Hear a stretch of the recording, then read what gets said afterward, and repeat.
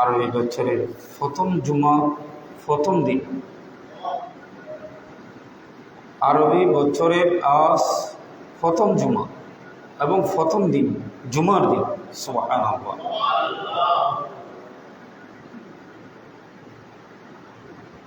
এই জুমায় আমরা আগেভাগে এসে রসুল পাকের নূরানি দরবারে সুস্থ শরীর নিয়ে, ইমানি জজবা নিয়ে রসুলের দরবারে দুরূদ শরীফ পড়ার সুযোগ পেয়েছি।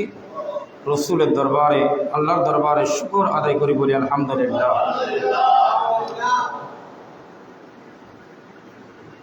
আমি আগামী মুহররমের আগে আরেকটি জুমা থাকবে, আমরা পাবো আল্লাহ যদি হায়াত দারাজ করে।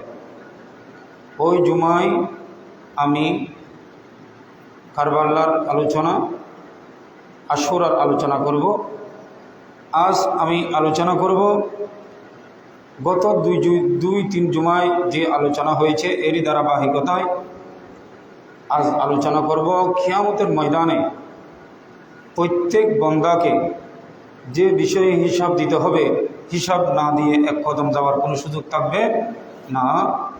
ওই বিষয়ে আমি আপনাদের সম্মুখে দুই একখানা হাদিস উপস্থাপন করব। আল্লাহ আমাদের সকলকে আমল করার তৌফিক দান করুন। আসুন, আমি আল্লাহ আমাদেরকে যে নিয়ামত দিয়েছেন, নিয়ামতের কথা আলোচনা করেছি। সে নিয়ামত রাজির মধ্যে, নিয়ামত সমূহের মধ্যে অন্যতম একটা নিয়ামত হলো আল্লাহ আমাদেরকে সুস্থ রেখেছেন। সুবহানাল্লাহ। আল্লাহ আমাদেরকে সুস্থ রেখেছেন, এটা বড় নিয়ামত। আল্লাহ আমাদেরকে ঈমানদার বানিয়েছেন, এটা বড় নিয়ামত। আল্লাহ আমাদেরকে আজ জুমার দিন আগেভাগে এসে মসজিদে বসে রসুলের পাকের দরবারে, এই জুমার দিন জুমা মসজিদে বসে রসুলের দরবারে দুরূদ শরীফ পড়ার সুযোগ পেয়েছি, এটাও আল্লাহর একটা নিয়ামত, রহমত। এই জন্য আল্লাহর দরবারে শুকর আদায় করি, বলি আলহামদুলিল্লাহ। আমার রসুল হাদিসে পাকের মধ্যে বলতেছেন যে বিষয়ে, পাঁচটা বিষয়ে প্রত্যেক বান্দাকে কিয়ামতের ময়দানে হিসাব দিতে হবে। যে হিসাব না দিয়ে কোনো বান্দা সামনে এক কদমও যেতে পারবে না। এটা আমার কথা নয়, আমার রসুলের পাকের কথা। আপনারা দেখুন, আমার রসুল বলেন, উম্মত লা তাজুলু কদামা ইবনে আদামা, কোনো নারী, কোনো পুরুষ কিয়ামতের ময়দানে, লা তাজুলু কদামা মানে কদম, এক পাও সামনে যেতে পারবে না কিয়ামতের ময়দানে। ইসআলু আন হামসিন, পাঁচটি বিষয়ে প্রত্যেক বান্দাকে আল্লাহ হিসাব করবেন। এই হিসাবগুলো না দিয়ে কোনো বান্দা সামনে যেতে পারবে, নারী বলুন, পুরুষ বলুন, বড় বলুন, ছোট বলুন, প্রত্যেক বান্দাকে পাঁচটি বিষয়ে আল্লাহর দরবারে হিসাব দিয়ে সামনে যেতে হবে। সে বিষয় কি? এক নম্বর হলো আন উমরি ফিমা আফনাহু, এক নম্বর হলো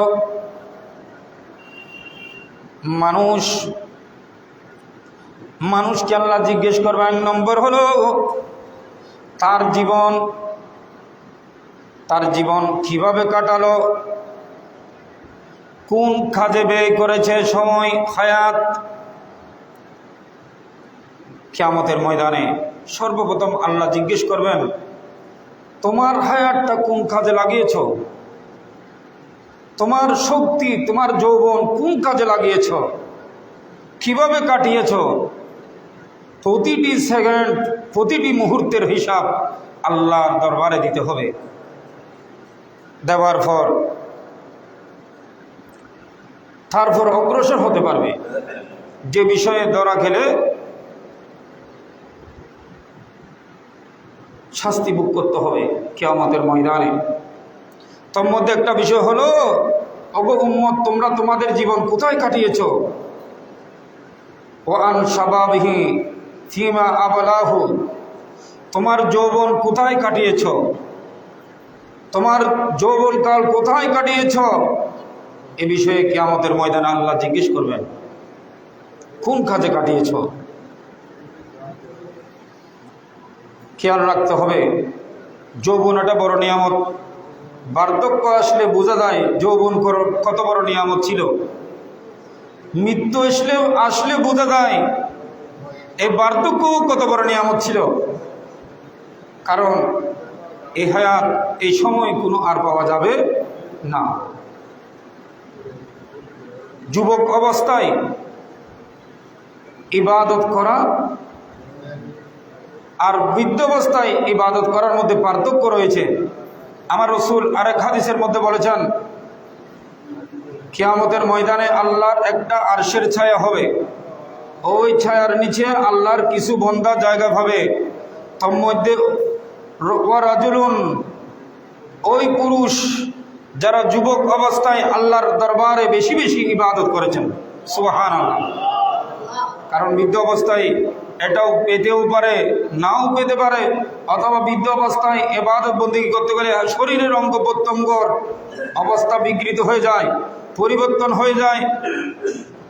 এই জন্য কিয়ামতের ময়দানে সর্বপ্রথম আল্লাহ হিসাব নেবেন, বান্দা তুমি তোমার জীবনকে, হায়াতকে কোথায় কাটিয়েছ।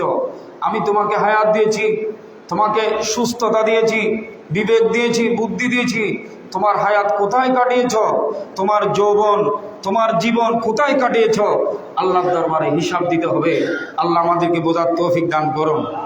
এরপর আমার রাসূল বলেন, ওয়ান মালিহি, সম্পদ সম্পর্কে, মিন আইনা তাসাবা, উম্মত তুমি তোমার সম্পদ কোত্থেকে অর্জন করেছ, কিভাবে রোজগার করেছ, কোথায় পেয়েছ, কিভাবে ইনকাম করেছ, কার কাছ থেকে নিয়েছ।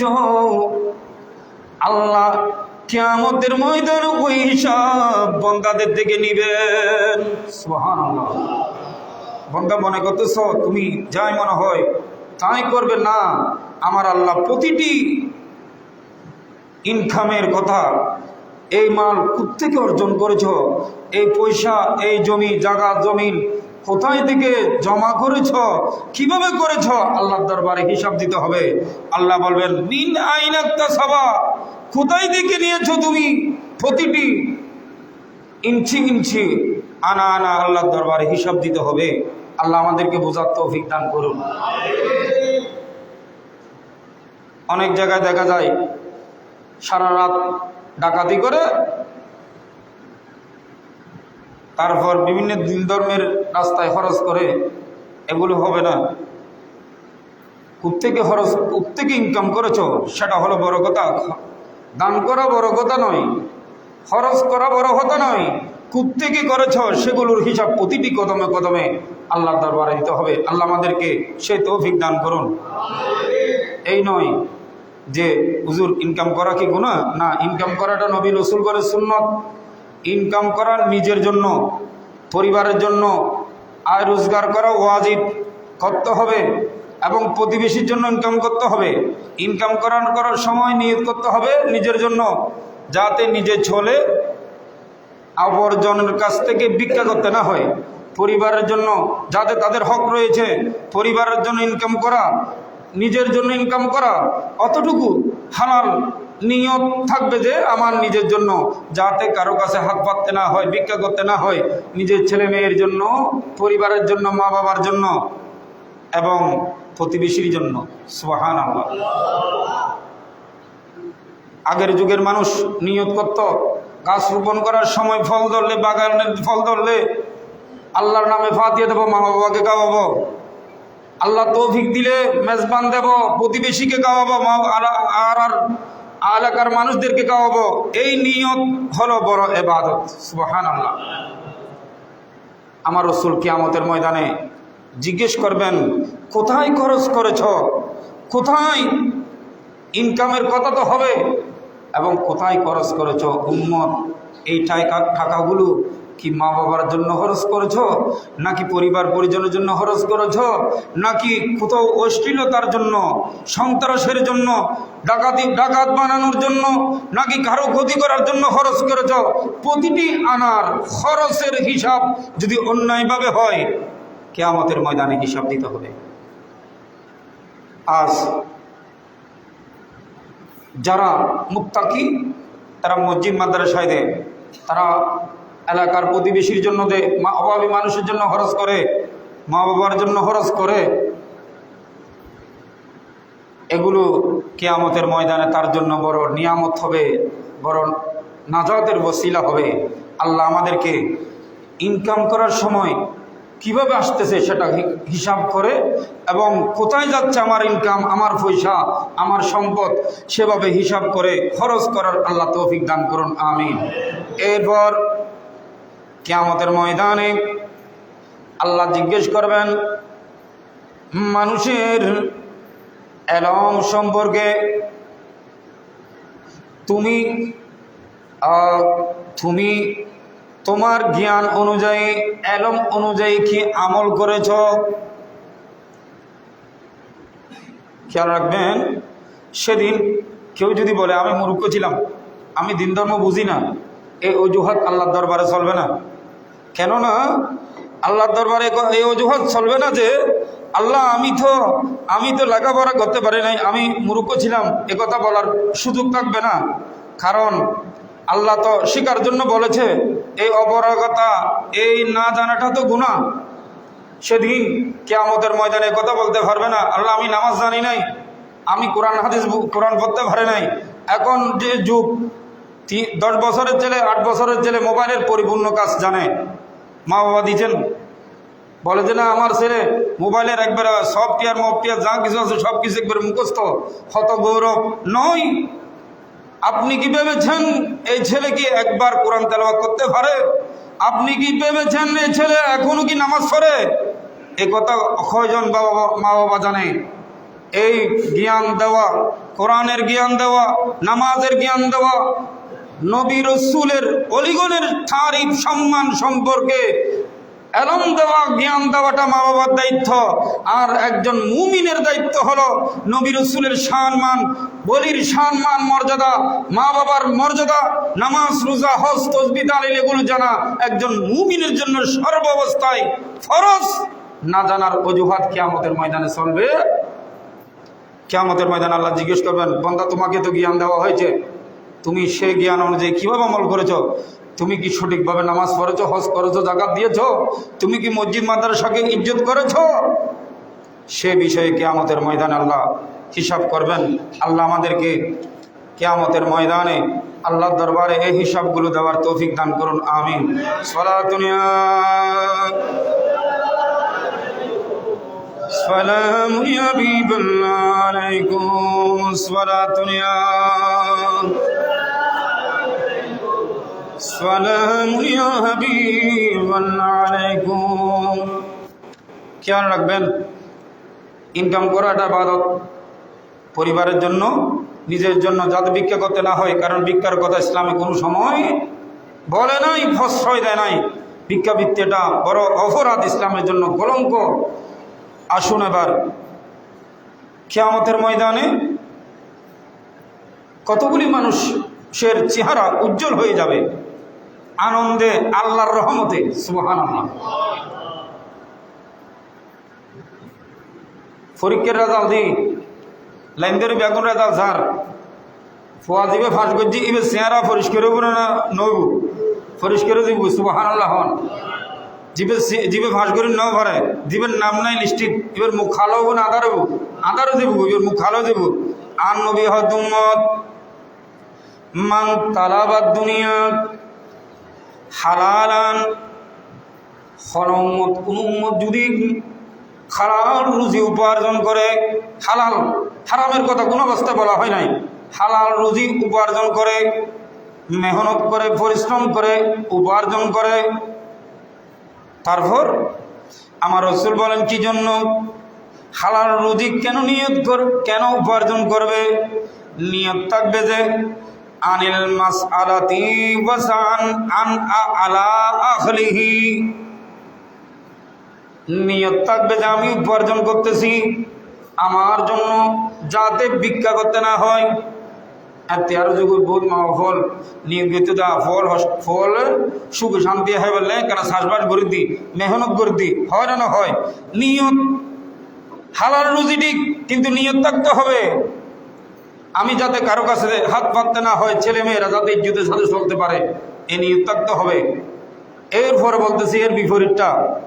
আমার রাসূল বলেন উম্মত, এটা হাদিসে পাক, মান তালাবাদ দুনিয়া হালালান, যদি কোনো বান্দা হালাল রুজি উপার্জন করে এই নিয়তে যে সে ভিক্ষা করবে না, পরিবার পরিজনের জন্য, মা বাবার জন্য, ছেলে সন্তানের জন্য, আলা ওয়াতুআফু আলা জারিহি, মা বাবা নিজের জন্য, পরিবারের জন্য, আলা জারিহি মানে ফারাইল নয়, সুবহানাল্লাহ, প্রতিবেশীর জন্য, প্রতিবেশীর জন্য, নিজের জন্য, নিজের পরিবারের জন্য উপার্জন করা ওয়াজিব। প্রতিবেশীর জন্য, প্রতিবেশীকেও খেয়াল রাখতে হবে, এটাও বড় গুরুত্বপূর্ণ ইবাদত। ইনকাম করার সময় তিনটা নিয়ত থাকতে হবে।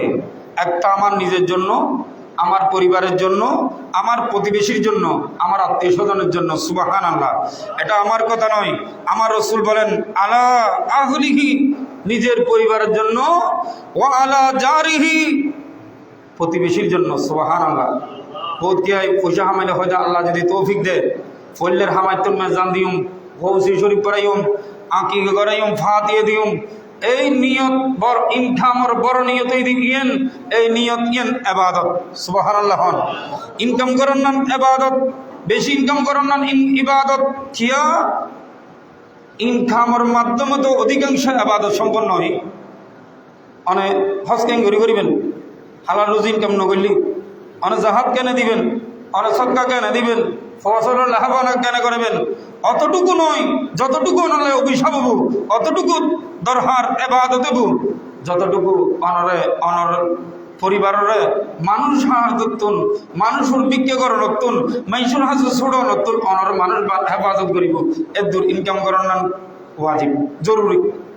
আল্লাহ এবার আইন ইয়ার বরাইন কে আল্লাহ বেন তিনের নিয়ত একটা নদী জীবে নিয়ত করিব দেখেন, রুজি রোজগার করিব দে আইনি জুল্লাই যা দেখে রাখা যায়, মুখ বেচন নপরে, আত্মান নপরে, বিজ্ঞাকরণ নপরে, দুই নম্বর হল দি আয়ার মা বাপ লই, পরিবার পরিজন লই, আর ফসল লই, আই ব্যাগুন লই, সুখে শান্তি দিন হারাইও।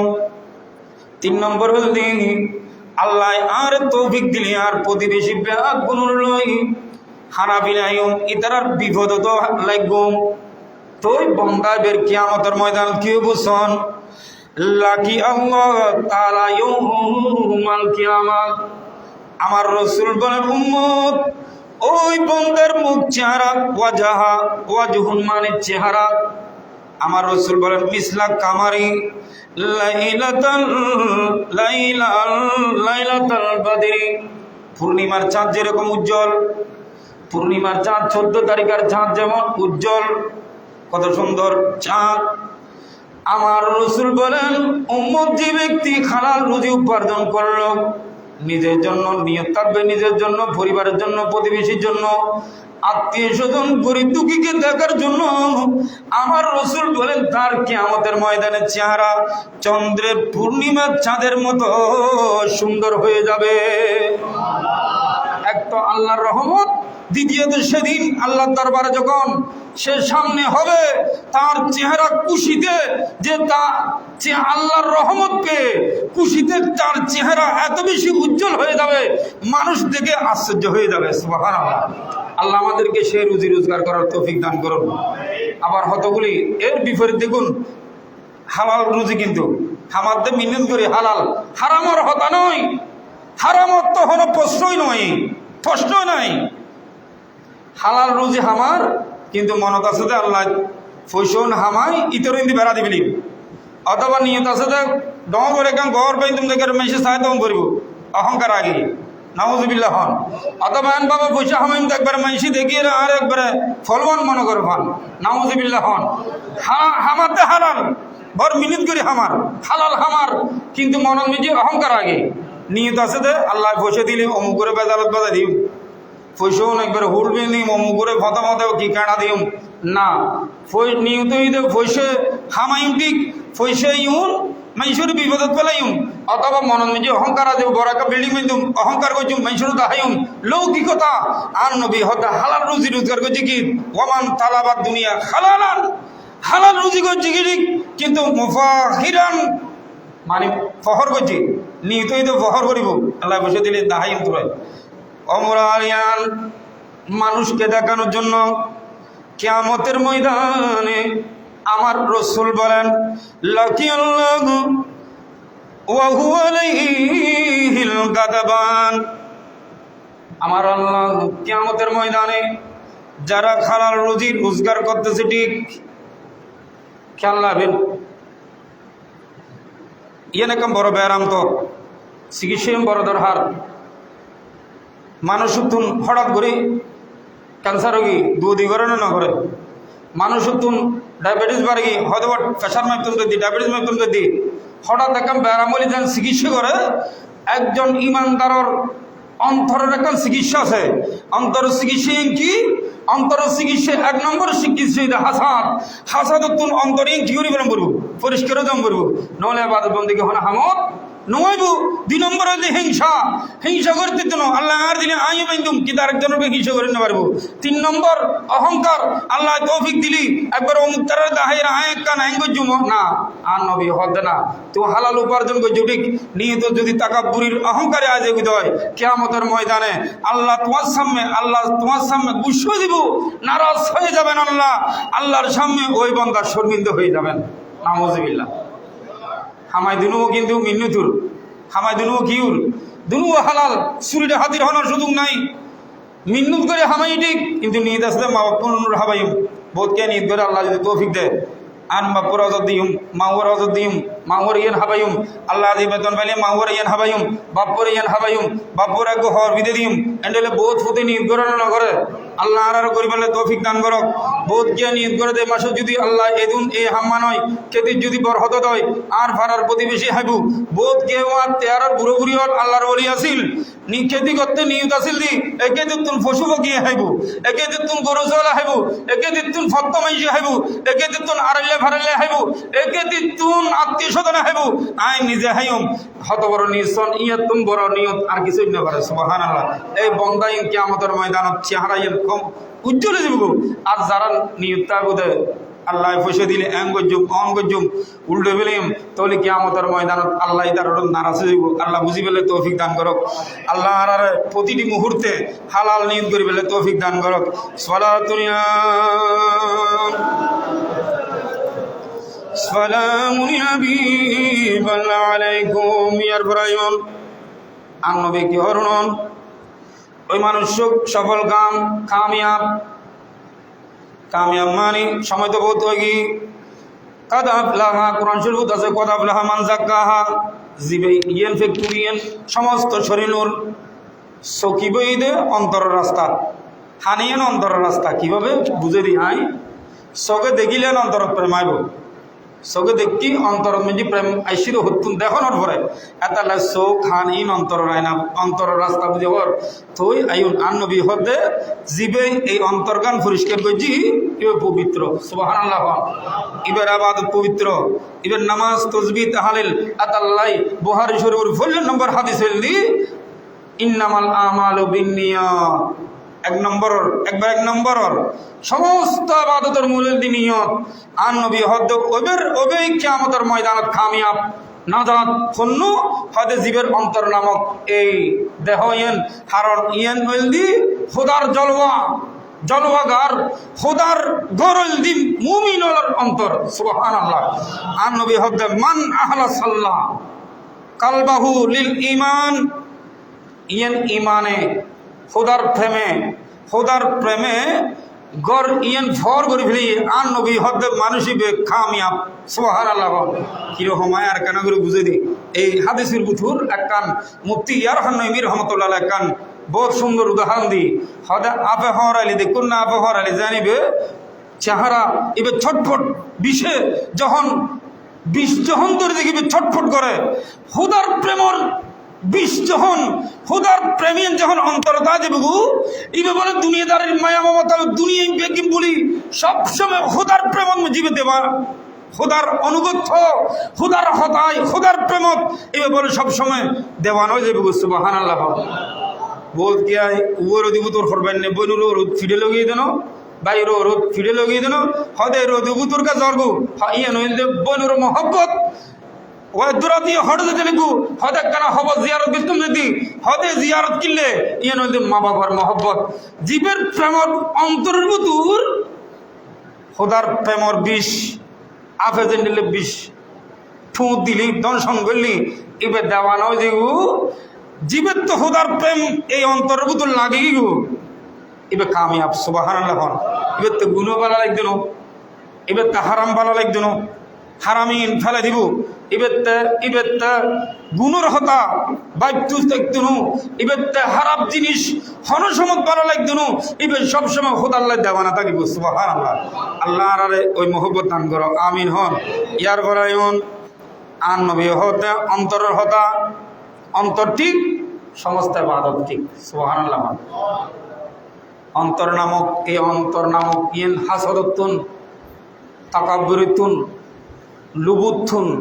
রায়াতুন বিয়া কেসুতুন জিবে অন্তরে হেফাজত করতে জি আন নবী হদিবের আগাগোড়া বেগিন ঠিক সুবহানাল্লাহ ওগ্য মেশিন ফানিদের এক মিকে ফানি টানের এক মিকে আত থা ইন দুনিয়াবি হাজগর গুটিক অন্তর যখন সংশোধনে দেব গো আন নবী হদিবের বেগিন ঠিক জান ধরন ওগ্য মেশিন চালার ফানি টানার দেখ মিকে তুন ফানি বেলার এক মিকে তুন মেশিনের বিভিন্ন অঙ্গ প্রত্যঙ্গ আছে ঠিক কিন্তু ভিতরের মোবিল যদি ঠিক না থাকে জান যাইলেও মেশিনিবে চালাইতে পারবো না এই মুমিনুর বড় মোবিল বড় হাতিয়ার বড় নিয়ামত এই নয় তো অন্তর্গান পরিষ্কার খোদার প্রেম মেজি বিসর্জন সুবহানাল্লাহ তো খোদার প্রেম আলি কেন বুঝিবে হদিবে তো হারাম জিনিস কম লাগতো না হারাম ভালো লাগতো না এবারতে দুনিয়ার লোক হম থাকিব সবসময় আল্লাহর ইবাদত বন্দেগী তাইব আল্লাহ আর বুঝি পেলে তৌফিক দান করক আমিন ইয়ার বরায়ন ওয়ালিসানাহু সাদিকান এবার জিব্বে দি আসা আসা হতা বাড়িব মিশে হতা বাড়ি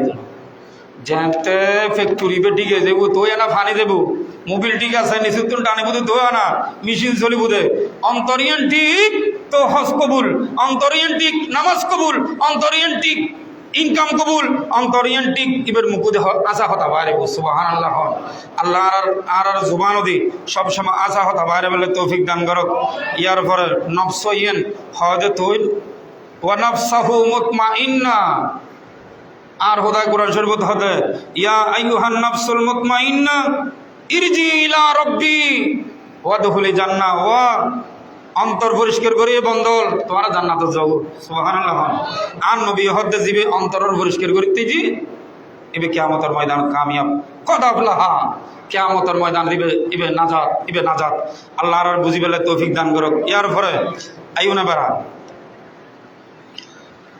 আর নবী হদে এ হতা হই শেষ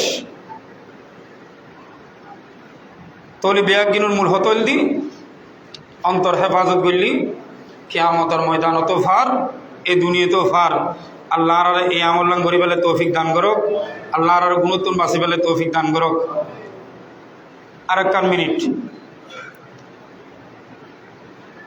আল্লাহর সম্পদ দিন না দেয় যারা যেহেতু দম বেজে দিয়ে হন না আলহামদুলিল্লাহ হন আল্লাহ জানে না জানে হার ঘরত কি আছে হাত তো হদ্দুর আছে হার ফকরত কি আছে হার অন্তরত কি আছে আল্লাহ জানে না জানে যা দি শহর কিয়ামতের ময়দানত বলে যারা বকিল একবার বকিল দিন ধর্মর হাসনা করত তুই তার বলে আল্লাহ ডাকে হবো তো বন্ধা তোদের বল নিয়ামত দি দাসে দি হাম্মু দি জমিন দি বিল্ডিং দি টিয়া বসে দি তো আল্লাহ সাম্মারত হু আগে তোর বাগান দি কে ফুলা দি ফল ফলা দি বিল্ডিং দি ইমারত দি তুই হো কিন্তু বতা রাখতো হো আয় তুই বেগিন রাখি আগে গো আহ তো তুমি আর বেগিন দিও আমি তো বেগিম বাড়ি রাখি আগে নাই দেখাশোনা করতাম, বাড়াইতাম আসিলাম, শুধু বাড়ানোতে আসিলাম এবং হেফাজত যখন তুই আর বহুত কিছু দিউস আইন হেফাজত করতাম। তো আল্লাহ হবুদে তুমি কি আমার জন্য কিছু পাঠিয়েছ? সুবহানাল্লাহ। আল্লাহ হবুদে আর ইনি মা কদ্দাম তা তুই কি ফাটাই আল্লাহ কেন চাই দেখো না চাই তোমার তার বহুত কিছু দি নিয়ামত দিত সম্পদ দি তুমি আল্লাহ কি ফাটাই চাই হ ইবো হো দহ ফায়াকুল রব্বি জাম্মাআতুহু ওয়া সাম্মারতুহু তারাকতুহু আকসারা অহুদা তুই বহুত দিও আইন শুধু জমা করতাম বাড়াইতে যাচ্ছিলাম তারাকতুহু বেকি ফেলে আগে গো অহুদা তুমি আর একখানা সুযোগ দাও না ভার জিনি আর একখানা সুযোগ দাও আই বেকি তোমার হদমত হরত গেজুম আউযুবিল্লাহ হন না কিয়ামতের মারাত্তন আবার আয় শিকদার মারাত্তন খরচ করিতে পারিব না পারিব হন না আল্লাহ হবে তুই তো আয় দুনিয়ার সুযোগ দিলাম তুই আল্লাহ কি পাঠাইস দেখা তুই আর রাস্তা কি খরচ করছিস মসজিদ লাগি দিস মাদ্রাসা লাগি দিস কোরআন শরীফ মসজিদে যারা লাগি দিস দিন ধর্মের খেদমত লাগি করছিস আর আল্লাহ ভাড়াইলে কি হাবাইস কি দিস এই হাবন ইন আর খোদার হাতে জমা রাখিস কি দিস তুই সা আল্লাহ ইবে হো দেবো আর একখানা সুযোগ দেওয়া না আল্লাহ হবুদে সুযোগ নাই তো কি বুঝন আল্লাহ হবুদে গিয়া করো এবারে গিয়া করো ফায়ুমদা বিহি ইলান্নার এবারে স্থল এবার নামাজও নাই তসবিও নাই হজ নাই জাকাত নাই খনে ইবাদত নাই এবার তখন সদকা নাই এবারে যা দি তা জমা গুজি দে হেফাজত গুজি দে বেগিন রাখি আগে আনিম ন পারে আজি এবারে গিয়া কর ইউমদা বিহীন ইলান্নার মানে এবারে জাহান্নামত ফেলাই দেয় এবারে দলাবাদে জাহান্নামত ফেলাই দেয় নাউজুবিল্লাহ ইং কি হতা খেয়াল করন আল্লাহ নিয়ামত দিই ঠিক কিন্তু আল্লাহর নিয়ামত আল্লাহ শুকুর আদায় ন করে আল্লাহর রাস্তা ধরজ ন করে ইভেন নিজে হাই নিজে জামাই নিজেও না হাই বহুত বকিল আছে যে ধনী নিজেও না হাই ফারিলেরও না হাবাই ফজরও না হাবাই এই জামানতাকে বারণতাকে কিয়ামতের ময়দান আল্লাহ হবে দেখ তুমি আল্লাহ কি দিও কারণ নিজুল্লাহ হরজ করে নিয়ে ইবাদত ফরল্লাহ হরজ করেন ইবাদত মা বাবাল্লাহ হরজ করুন ইয়ান ইবাদত আলাল ইবাদত ইয়ার উদ্দি বড় ইবাদত আর কিছু নাই সুবহানাল্লাহ আল্লাহর আর বুঝি পেলে তৌফিক দান করো তো আল্লাহ হবে তুমি আল্লাহ কিছু ন করো আর হত যাই আর ভাড়াই বেঁধে ফেরস্তাওয়ালা ডাকিব এবারে দলা বাঁধি জাহান্নামত ফাড়াই দাও আল্লাহর আর হেফাজত করো এদিনে বাঁধি বাঁচিবের কোনো হই আর যারা থমরান মানুষ হাজুর হরিমান সৎকা গজি হালাল কমাইতুন গামর ফৈসতুন এক জাররা ইবাদত গজি এক লফজ ইবাদত গজি কিয়ামতের ময়দানত ওই অন্তর যদি বালা থাকে আল্লাহ বলে ইন সব ফার পরিমাণ করে বান্দারা দাহাইব সা বান্দা তুই তো আল্লাহ কিছু ফাটাইস ইন আল্লাহর হুকুম দেখো আয় তো এদিন করি না পারে এদিন ইবাদত হতুন আয় এদিন তসবিহ করি না পারে দিন সৎকা করি না আল্লাহ হবে তুমি দিও না হালাল তুন এবং অন্তর বিশুদ্ধ করে তুই দেয় ইবাদত গজু আই ইন লালন পালন করতে করতে আয় হুদা তোমালে বড় ফার পরিমাণ গজি দিস সুবহানাল্লাহ জবল পরিমাণ গজি তা আল্লাহ হুদে যা ইল এই সব ইনের বিনিময়ে তুমি জান্নাতে যাবো আল্লাহর আর কিয়ামতের ময়দান পার করে দাও আগামী জুমান মিজি কারবালার স্মরণে আলোচনা হবো এর আগে একখান হতা হয়ে 9-10 তারিখ রোজা রাখনান বড় ফজিলত শুধু আশুরার দিন 10 তারিখ রোজা রাখনান নিষেধ যেহেতু রুদিয়ার রোজা রাখি আর নবী হয়তো তোমার অবাদ দিন একটু হয়তো 9 তারিখ রাখিবে নইলে 11 তারিখ রাখিবে যাদের হুদিয়ার হলো নমিলে আল্লাহ আর এই মাস হোক আগামী জুমত আলোচনা হবে বিস্তারিত অন্তত এই মাসের মধ্যে দুয়ার রোজা রাখি বেলে নিদ করবে আল্লাহ তৌফিক দান করক আল্লাহ রাবিয়া গরুর হেফাজত করক আল্লাহ রাবিয়া গরুর রহমত করক যারা সুন্নাত ফরন স্যার হাসুন ফরন আসসালামু আলাইকুম ওয়া রাহমাতুল্লাহ।